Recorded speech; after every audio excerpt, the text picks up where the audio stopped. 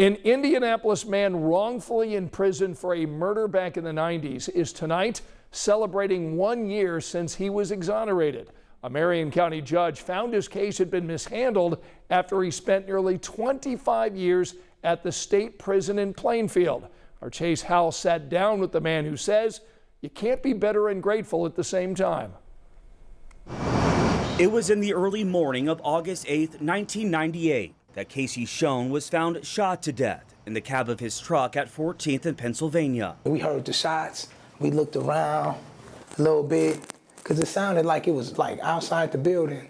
And we just went back to what we were doing, you know, and I just went on home. That building Leon Benson was talking about is just catty corner from where that truck was found, which was here underneath this tree.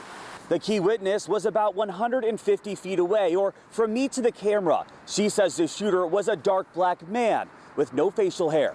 A few days later, that witness would pick out 22-year-old Benson, who was light-skinned and had a mustache at the time. I couldn't believe it, you know, and I got arrested. I still was like, they just trying to scare me or something.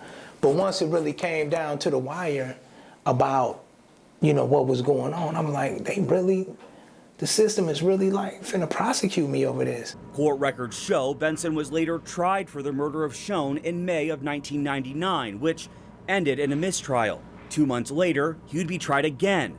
This time, he was found guilty of murder and sentenced to 60 years in state prison. That's the closest thing to death on this side of life. When you sit there and nobody believe you, you yell and nobody listen. It's the equivalent of having a stab wound in your back and people just walking by you on the sidewalk. You say help, but they just don't look, they don't know. Benson says he spent 10 of those years locked up in solitary confinement. Sometimes you get a shower, sometimes you don't. Sometimes you're allowed out to go to the rec yard, sometimes you're not. And every time you are brought out of the cell, you are in leashes, in chains. So for a decade, that's the way I was ushered around. 22 years after Benson was put in prison, the Conviction Integrity Unit of the Marion County Prosecutor's Office began investigating his case. I missed out on just being free, being able to do what I want. But what hurts the most, I missed out on the time to be there with my children when they grew up. They were 2 and 1. It's a deep hurt. In March of 2023, a Marion County judge determined Benson had been wrongfully convicted. This came after it was determined the detective in the case withheld key evidence that pointed to another man.